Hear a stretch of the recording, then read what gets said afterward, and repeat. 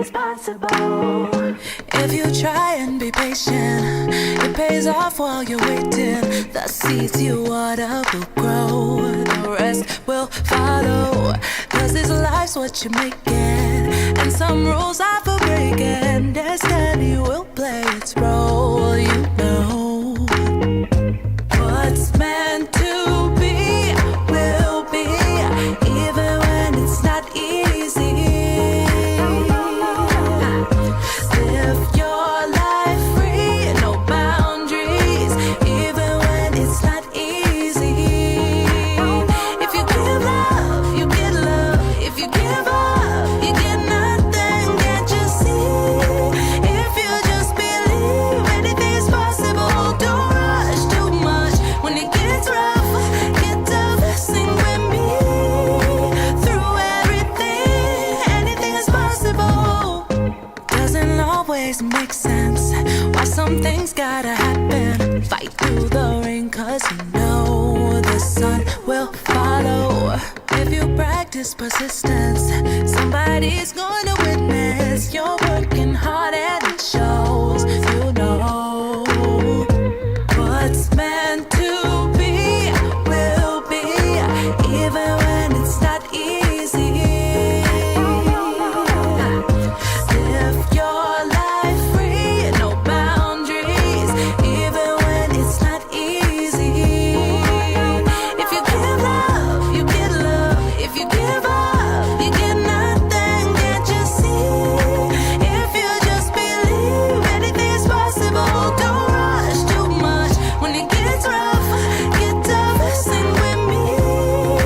Through everything, anything is possible. Are you ready to go?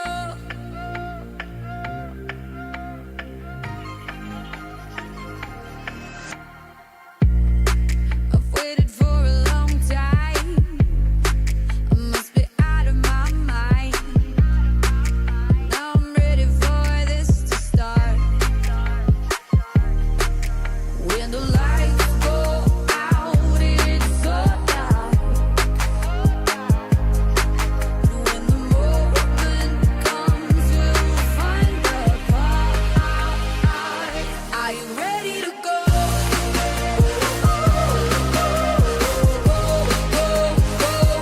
Are you ready to go?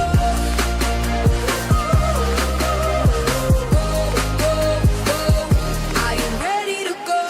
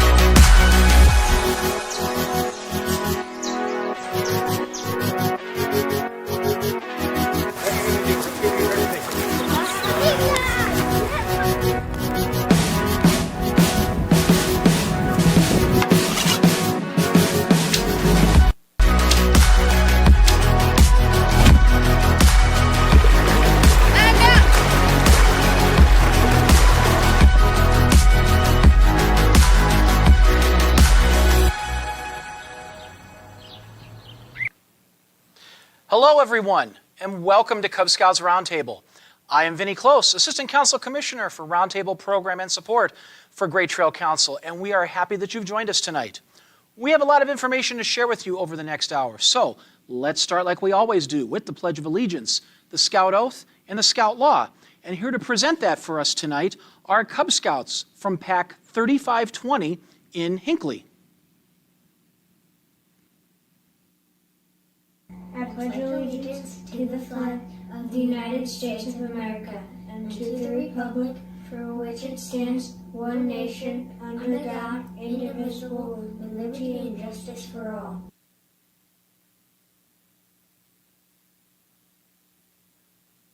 On my honor, I will do my best to do my duty, to guide my country, to obey the Scout Law, to help with other people at all times, to keep myself physically strong, mentally awake, and morally straight. A scout is trustworthy, loyal, helpful, friendly, courteous, kind, obedient, cheerful, thrifty, brave, clean, and irreverent. All right, thanks, guys. And if you have some scouts in your unit who would like to lead us in the pledge, oath, and law, let us know in the chat, and we'll contact you after the broadcast to make arrangements. We want to welcome those of you that have joined us online. We're happy that you've joined us. Whether you're watching live or you're watching this later, help us track attendance. Share your unit number and city in the chat. And if you have any questions during the broadcast, let us know, and we'll get them answered either in the chat or live on air. Now, if you have questions about something you've seen during Roundtable, whether it's this episode or a previous one, or you just have a scouting question and you don't know who to ask, let us know. We have a very simple form we've created that goes directly to me to get your question or problem answered. You can see the address to get to that form below, right there on screen, and we may even use your question in a future episode. It's time now for our safety moment, and for this month, it's all about insurance. This month's safety moment comes to us, it's a request for this information from the leaders of PAC 3513 in Brunswick, who asked us for this info, and we're happy to provide it to them. So, thank you for asking. Now, have you ever been told that your insurance is dependent on wearing your field uniform, which is a myth, by the way? That's not true. You don't need to wear your uniform when you're traveling in order to be covered by insurance.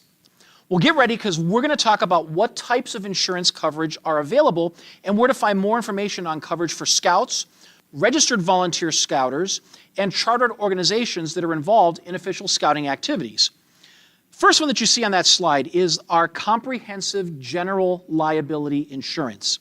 Now, this type of policy responds to allegations or claims from a third party that they suffered personal injury or property damage due to negligent action. Now, the coverage is limited to official scouting activities, and those activities must be consistent with the values, charter and bylaws, rules and regulations, operation manuals, and applicable literature of Scouting America. Local councils, chartered organizations, and registered volunteers are provided with primary coverage, meaning that's what gets covered first.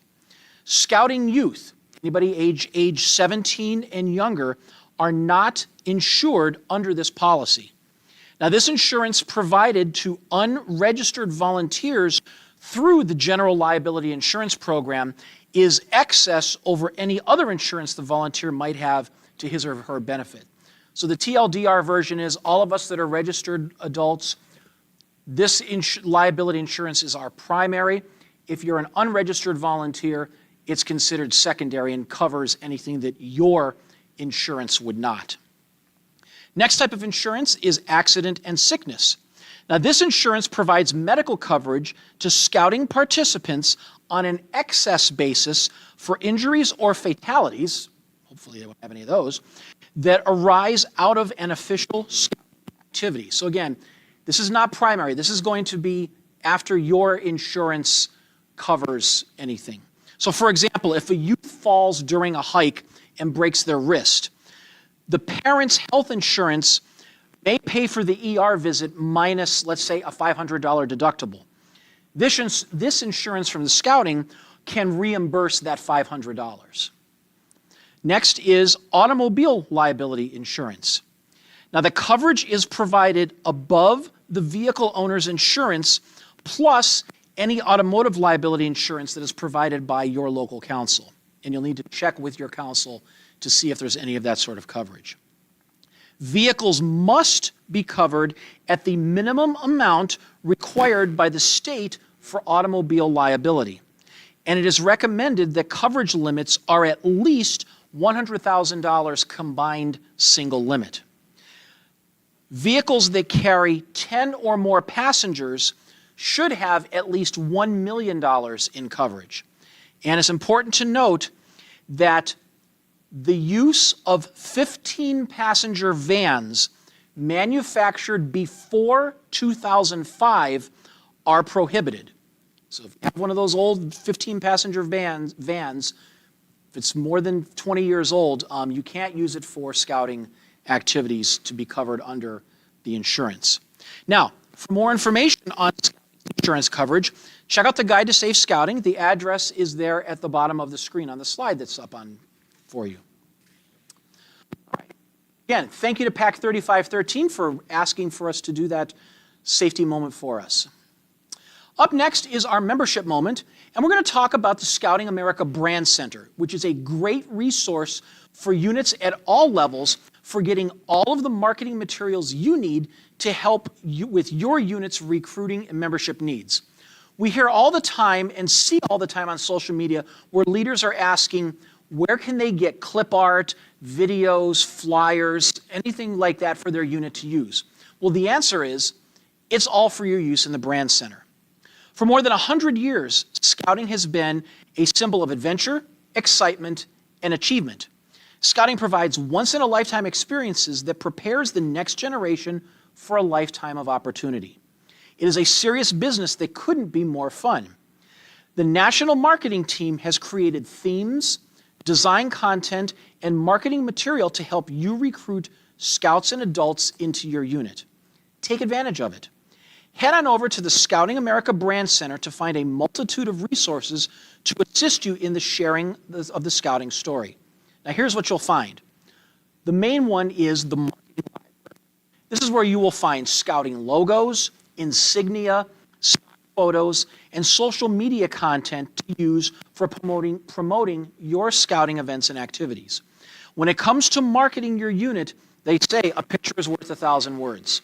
Feel free to use pictures from the marketing library or add your own pictures, as long as you follow youth protection guidelines.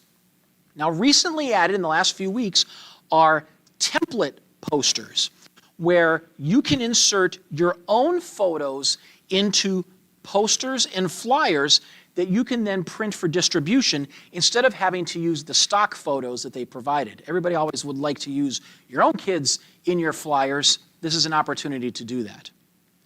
Next are branding guidelines. The Brand Identity Guide contains all the tools that you need to craft messages and materials that resonate with today's families while keeping true to the Scouting America brand, making sure that you're using the logos correctly, that you're using the right color schemes, those sorts of things.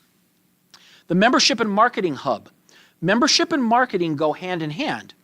Here you will find instructional guides on how to host join nights, along with many other helpful best practices and how-to guides. This is where you can find the latest marketing and membership webinars, which include great recruitment ideas to use. Now, these webinars are live about once a month, and you can subscribe to find out when the next one comes up, which is usually held on a Sunday night to make it a little easier for everybody to attend. Custom videos. These can be used for social media, commercials, informational meetings, and during presentations. We use them all the time in our broadcast here. The video that you saw up at the beginning, that was one of those promotional videos from the Brand Center. They are the perfect addition to any membership and marketing campaign, even at the unit level. And finally, testimonials. Testimonials can be incredibly powerful. Check them out on the Marketing and Membership Hub and use them to help people understand why they should join Scouting. Okay. Time now for our first of two hot topics for tonight, and we're going to take a look at den chiefs and denners. Hopefully your PAC and dens are using these great resources. We have a video from the National Council to help explain what they are and why you should be using them in your PACs and dens. Here to present the video is Anthony Berger, the National Director of Cub Scouting. I had the great honor and privilege to be elected president of my fraternity when I was in college. It was at this time I reflected on what made me so different from many of my peers, and it took me all the way back to when I was a Cub Scout. Welcome to Roundtable as we discuss den chiefs and denners and the opportunities they give the youth we seek to serve. As I thought about what type of leader I wanted and needed to be, I looked back on what had prepared me for this, and it was clear that scouting was the single largest influence. I had so many leadership opportunities in scouting that it made me think, how long have I had those opportunities, and when did it really begin? And it all started when I was 8 years old, and I was a Cub Scout, and my mom was our den leader. We were having elections for dinner, and I didn't win. Now, my reaction was less than scout-like, as I stormed off and went to my room and missed the rest of the meeting. It was a vivid memory, but not one of loss or sorrow. After the meeting, my mom talked to me, and she shared with me that you may not always be in charge, but that doesn't make you a leader. A true leader doesn't need a title or position to be a leader. That lesson didn't sink in right away, but it did eventually. Eventually, I did become the denner and remember wearing that yellow cord with pride. I share that story to demonstrate that in Cub Scouting, we are building a foundation for leadership, and our expectations of our Cub Scouts is the experience and to do their best. Using the den chief and denner positions in Cub Scouting is just one more opportunity for youth to gain lifelong lessons. Let us start off with this first opportunity, the denner. The denner position starts in second grade with wolves. Lions and tigers are not developmentally ready for this type of position, and we want to set up our Cub Scouts for success. So how does your den choose the denner, and for how long is really up to you. The key is to be consistent and have a plan before you begin. Our plan should allow for everyone to have a chance to have the position. One suggestion is to simply change denners alphabetically each month. If you have a large den, have a denner and an assistant denner, so everyone has a chance to be at least one of those two positions. Having an assistant denner is just one more opportunity for your Cub Scouts to experience being a denner. So what does a denner and assistant denner do? Well, what these positions do should be age appropriate and simple tasks that they assist with during the den meeting. And yes, they will need reminding. Think of the position as a class helper, where if there's a task that a Cub Scout can do to help out, the denner is automatically the one who gets to do it. For example, denners or assistant denners could be the ones who hold the flags during the opening and closing flag ceremony.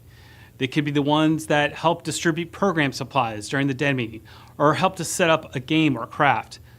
They may lead the opening or closing flag ceremony. The key is to keep the tasks simple and easy and have a designated go-to Cub Scout to help out. Denners are presented with a special yellow leadership cord that goes over their left shoulder. 2 cords indicate the denner and 1 cord indicates an assistant denner. The den should have just one set of these cords, and the cords are passed on from one denner to the next. A denner only wears the cords when they are actively serving in that position.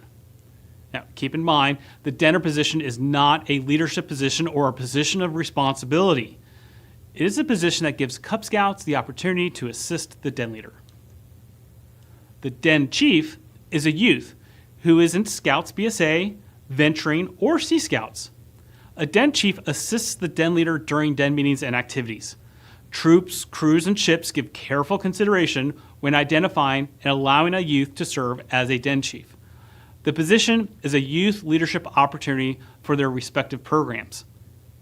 Den leaders can ask for a different den chief if the scout is not working out. And the role of the den chief is designed to be an extra set of eyes, ears, and hands for conducting den meetings and activities. Den chiefs may come early and help set up the meeting place and stay after to help clean up.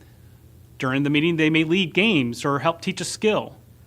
A den chief is not a leadership position in Cub Scouting, so they do not count as an extra leader. When you have a den chief for your den, be clear in your expectations and communicate regularly with them. At all times when communicating with them, include their adult leader as part of the communication. There is a special den chief training that is available online at my.scouting, and it should be taken by both the den chief and the den leader who will have the den chief. Your local council may also have this training as an in-person option too. The denner and den chief, when implemented in your den, not only makes it easier to deliver the program, it also gives youth more experiences that help them prepare for life. Now, it's your turn. Discuss with your fellow leaders these questions. If your den doesn't use denners or den chiefs, what are your thoughts on starting to use these positions? If you have denners and or den chiefs, how do you use them in your den? What did you learn in this roundtable that you will bring back to your pack or den? That's it for this roundtable. I look forward to seeing you at the next roundtable. All right, thank you, Anthony. We want to take a minute here to provide you with some information and resources from our Women's Advisory Committee that is led by Assistant Council Commissioner Becky Voris. Now, the committee provides mentorship, resources, and development opportunities to ensure that our female scouts, whether they're Cub Scouts, Scouts BSA, venturing, whatever, that they have the tools, confidence, and support that they need to thrive in their scouting journey. Now, while the committee works a lot with our Scouts BSA troops, there are resources available to our Cub Scout packs and the female Cub Scouts and leaders in those packs. So I asked Becky, give us some information. Tell me what are some ways that the Women's Advisory Committee can help packs. And so this is what they have here on this slide. And the first is a very important one, and that is the Women's Advisory Committee can help Arrow of Light dens connect with nearby female Scouts BSA troops in their area. We hear it all the time from packs. The girls are getting ready to earn their Arrow of Light and cross over, and they have no idea whether a troop even exists in their area or where they're located. The Women's Advisory Committee can most definitely help with that. Some other things that they can do is they can assist female leaders with a smooth transition from leading within a pack to leading within a troop. It is a big difference, and they can help with that transition. They have some helpful resources on their webpage that would be useful for scouts of any age, whether that's camping, hygiene, dealing with being a 12-year-old girl in a scout camp, any of that stuff. Trainings and events will be advertised on their webpage that female leaders will find beneficial. And finally, they can help with assistance in starting up an all-girl den in a pack. So if your pack is doing the family dens where you have multi-level dens together and you wanted to do one that's all girls, say you only have one or two in a specific program level, they can help you with getting those all-girl dens set up. So if you want more information, you can see the address there at the bottom of the screen, gtcscouting.org/WAC for more information on this great committee. All right, let's now go to our second topic, and we're taking a look at working with small dens and packs. Now, while it would be great for all of our packs to be bulging at the seams with members, that would be great, wouldn't it? We know that some dens and packs can be on the small side, and that's okay. We have a video with some tips and tricks to help those small dens and packs to thrive the same as the larger units. Our old friend Anthony Berger is back with this video presentation. I often tell the story of how I was involved in starting a pack for my son. I was very excited. We were able to do a formal recruitment event at the elementary school, and I was looking so forward to having 40 or 50 families show up. It didn't turn out that way. Welcome to Roundtable as we discuss working with small dens and packs. My first recruitment event as Cub Master, I believe we had about 12 families come out and only 10 signed up that night. I was more than disappointed. There I was with 10 applications and no leaders. What was I going to do? I thought back to a storybook that I used to read to my kids, which had the line, "Be grateful for the things that you have, not upset about the things you don't."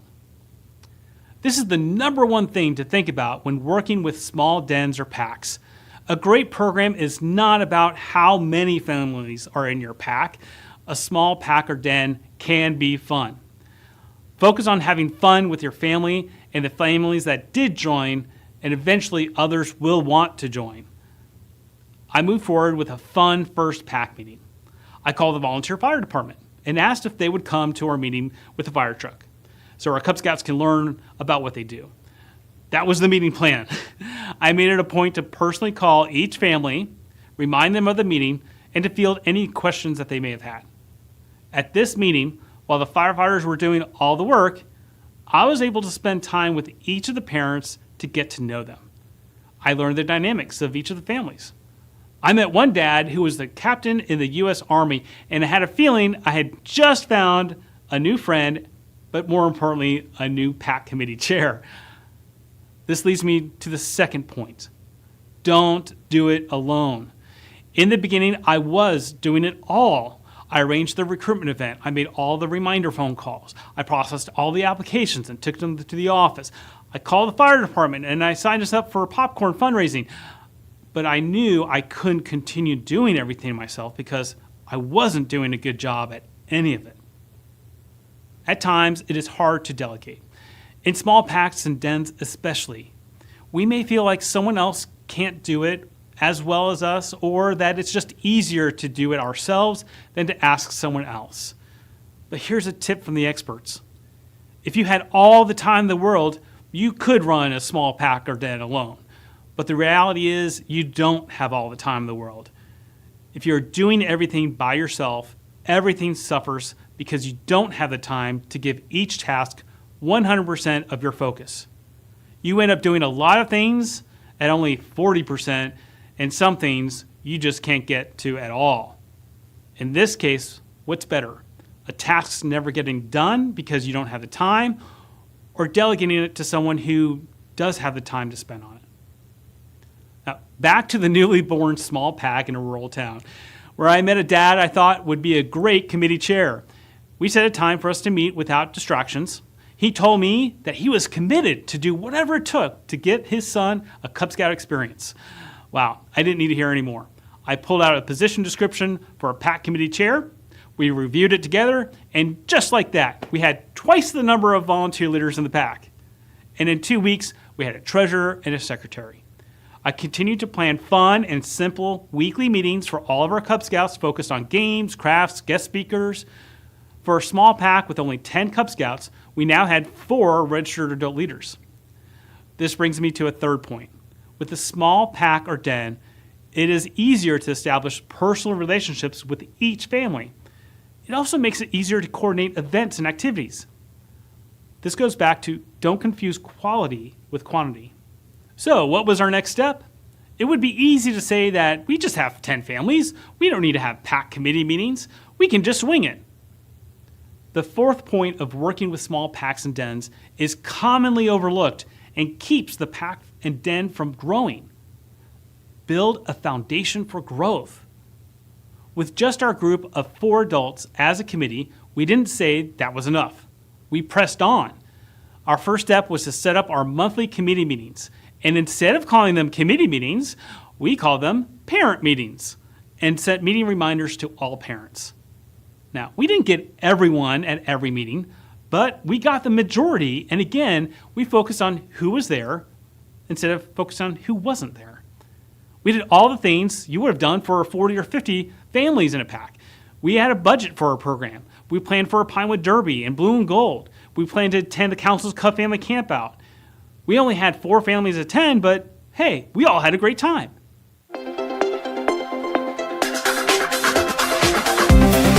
What would we do about Pinewood Derby? We didn't have the money for a track, and there wasn't a PAC nearby to borrow one from. We presented this dilemma at our monthly parents meeting.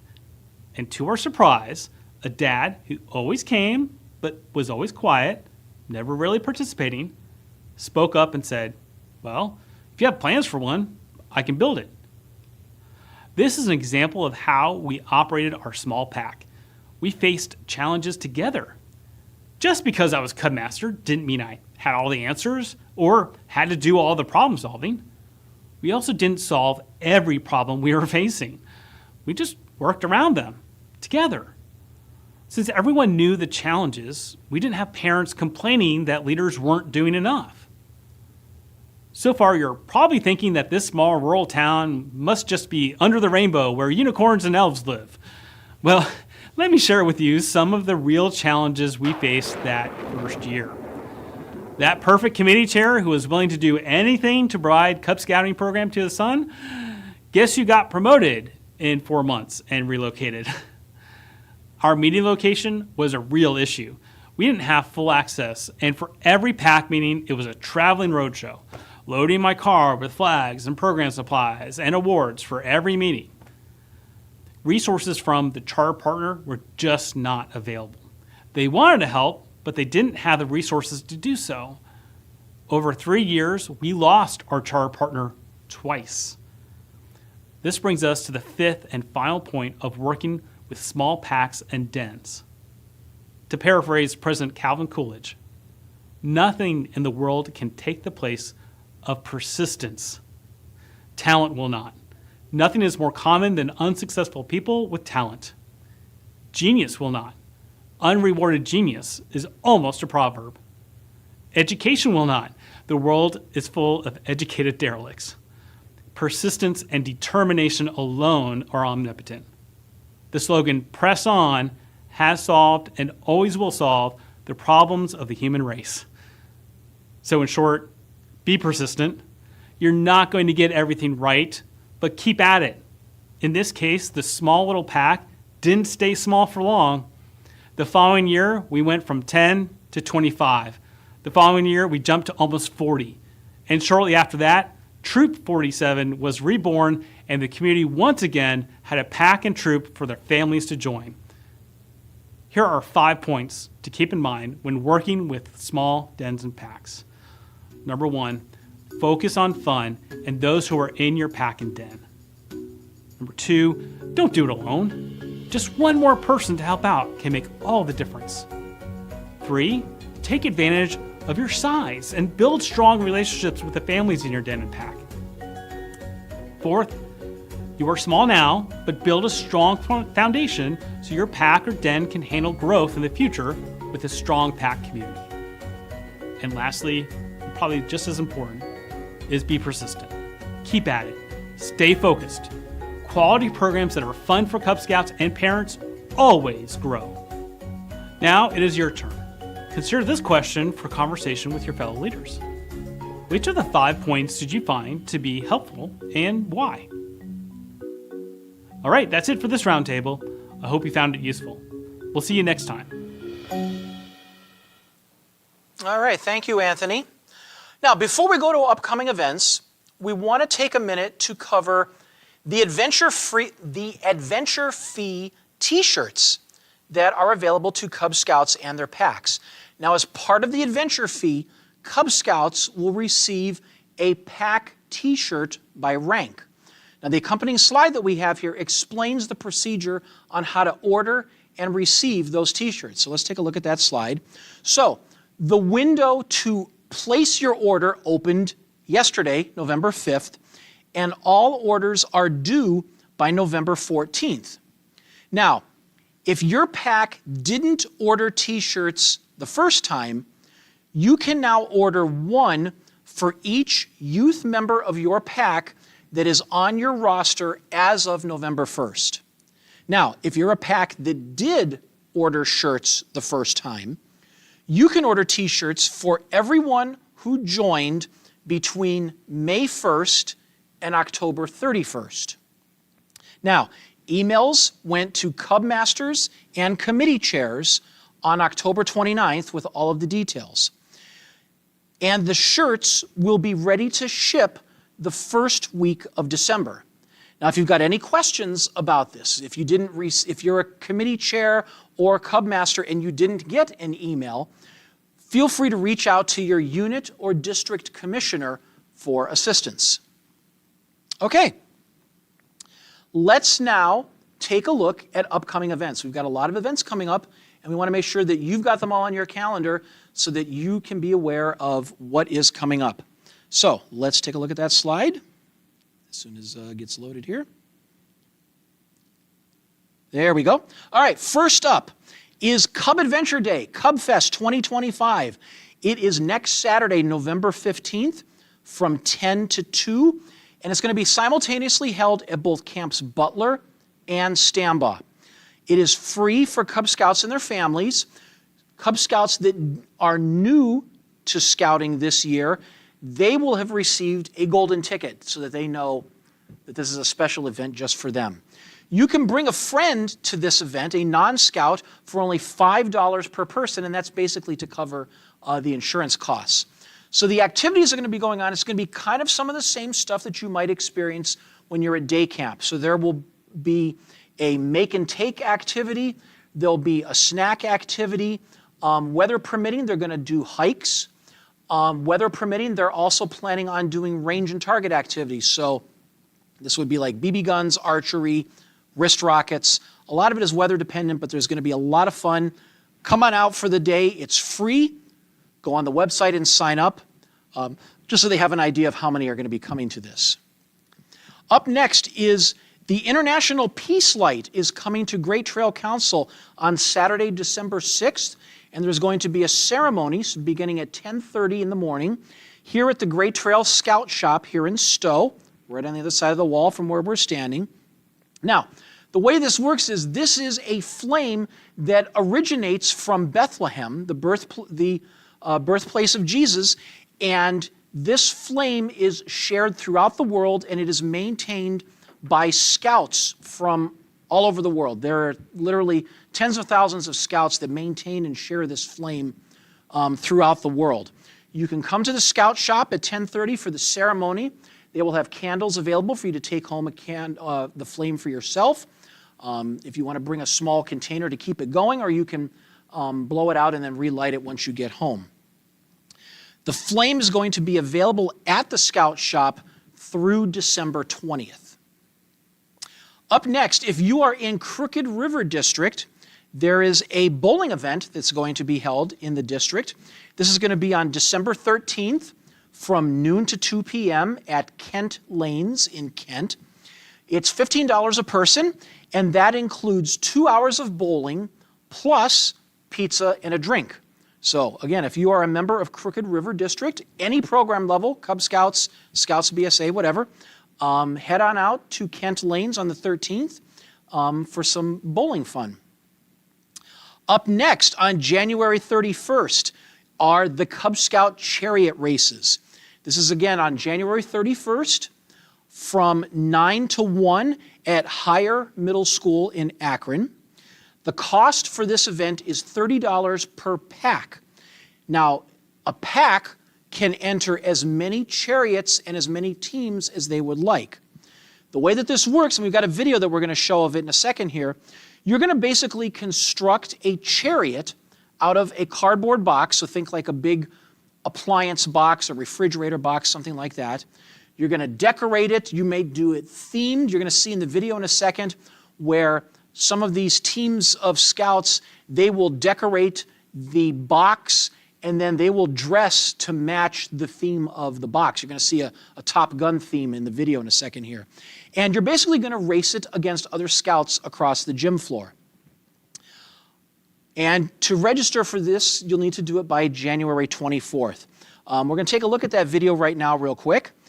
And so this is from last year. Here it is. They're in the gym. They do a little parade of all the participants. They come in, and you can see they have the course laid out with the cones. And here they are pulling these cardboard boxes. Here's a shot of a GoPro from inside the box to kind of get the view of the racer. You can see the racers they're wearing helmets because we don't want to trip and fall and hurt ourselves. And you're going to race through the course, and it's all timed and lots of fun, and they do some different activities.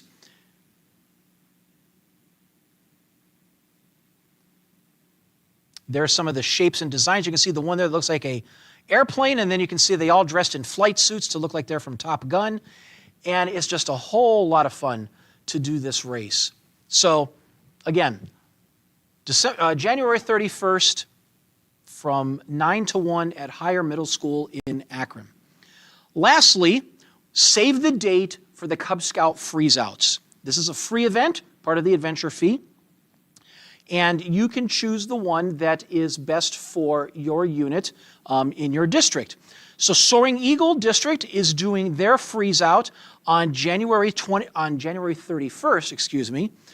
They're doing 2 separate sessions, so you can pick either the morning or the afternoon session, either 8:30 to 11 or 12:30 to 3:30, and that is at Camp Manatoc. Stambaugh District is also doing theirs on January 31st, and they are also doing 2 separate sessions. First one is 8:30 to 12:15, and the afternoon session is from 1 to 4:15, and that is out at Camp Stambaugh. The following week, on February 7th, Canal District is doing their event from 8:30 to 1 at Camp Butler. And on the other side of the lake, Crooked River District is doing theirs, also on February 7th, from 1 to 5 at Camp Manatoc. Now the freeze out, the way that this works, it's a big outdoor winter activity. Some of the activities are going to be weather dependent, but if they can do them, it's great. So if there's going to be snow on the ground, you'll be able to do some sledding and some maybe even a snowball fight or something if you wanted to partake in that, or make a snow fort. There will be some make and take crafts that you can do. There will be some scout skills that they'll be working on. So we'll be talking about winter first aid, some ways to prevent and treat frostbite and hypothermia.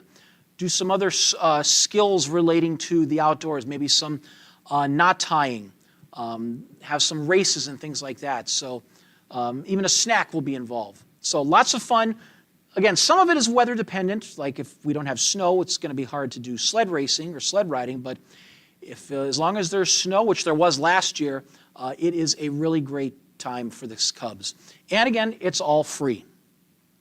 All right, we have a few reminders and updates next for the membership and unit renewal process, including updates that have occurred since our last Cub Roundtable broadcast in September. So we want to make sure that we cover those. Let's look at that slide to share with you the details on what to expect.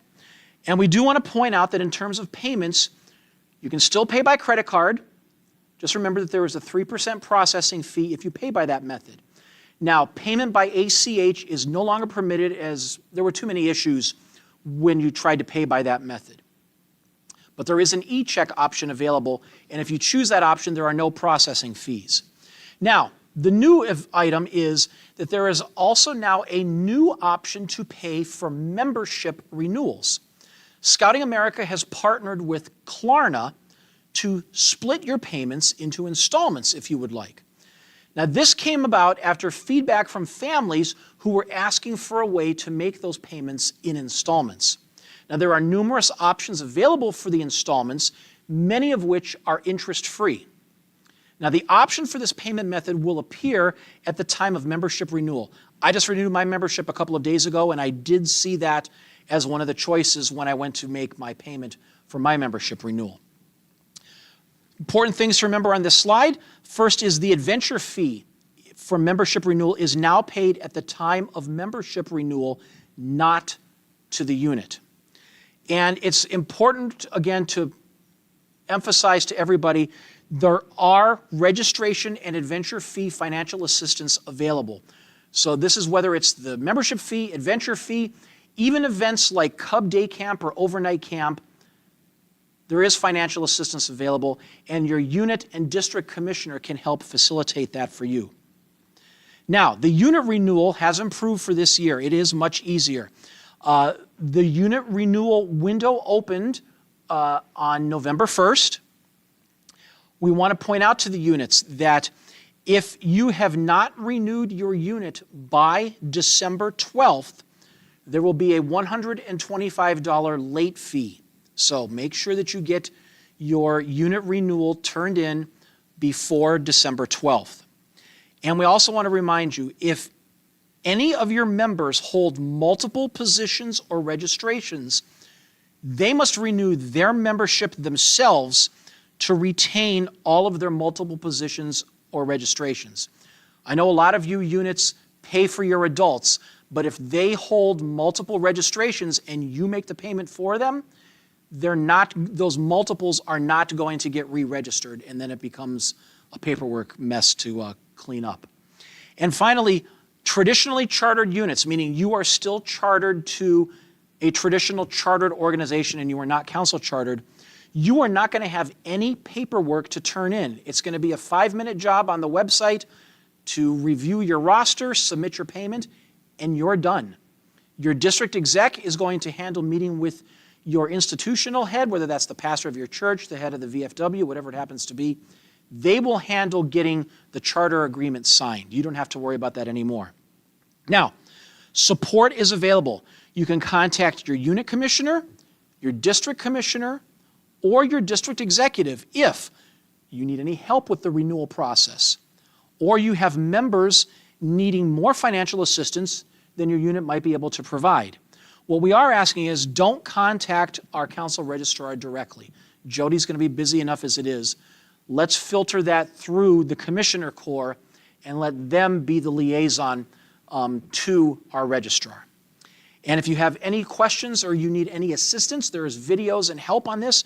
You can see the address at the bottom of the screen there, gtcscouting.org/renew. And everything you want to know about the renewal process is there. All right, up next, we want to share with you the calendar of upcoming training to make sure that you have them on your unit calendars to save the date. Remember, every scout deserves a trained leader. So let's go to that slide. First up is this weekend, the University of Scouting and the College of Commissioner Science. This is on here just to remind everybody, registration is closed. This year there are no walk-ups permitted. Now, Walsh Jesuit is going to be administering the SAT test to high school students on Saturday. So to make sure that the only people in the building are people that are supposed to be there, they are going to be checking photo IDs and the registration list at the door when you arrive. So you might want to arrive a couple of minutes early. It's not a TSA check or anything, but you are going to have to present your photo ID and make sure that you show up on the roster. On January 10th, we have Cub Scout Rangemaster training. That's going to be from 9 to 5. It's going to be offered at both camps Manatoc and Stambaugh. This is free. As you can see, it's also going to be offered on February 21st and March 18th.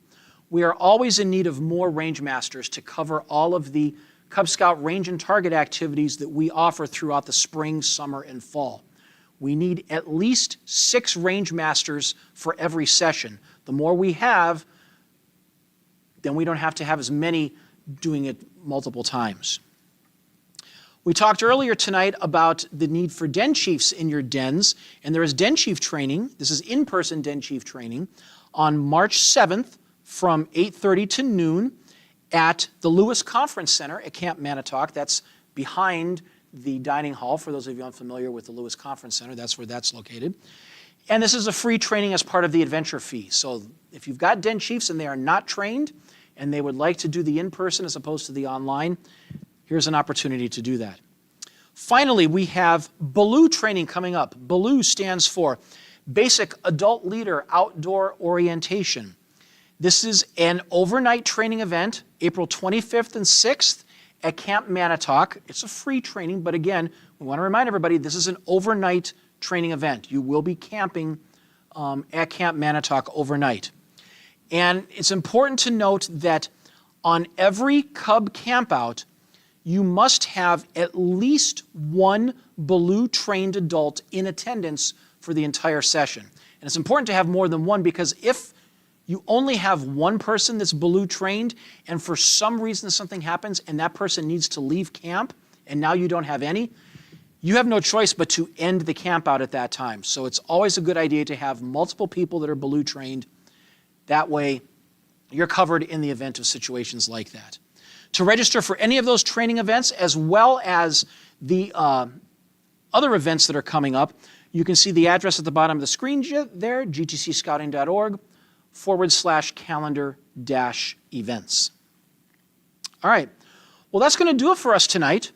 I want to thank everyone for watching and everyone who helped behind the scenes. We're now alternating our roundtables between Scouts BSA and Cub Scouts each month. So that means that our next Cub Roundtable will be on Thursday, January 8th. It's a special date. I'm going to be watching the Rose Bowl on New Year's Day, so I won't be here trying to do a broadcast with you. We'll do it on January 8th. And our next Scouts BSA Roundtable will be on Thursday, December 4th, all right here, beginning at 7 p.m. Eastern, here on YouTube Live. I'm going to look over. Did we get any questions or anything on there? I'm shaking her head no, so all right. To close out, we have a video from the National Council that shows Scouts in action across all our program levels. Feel free to share this with prospective families to let them see some of the fun activities that they can do in Scouting. Thank you for all you do for Scouting. We'll see you on the trail. Good night, everyone. I'm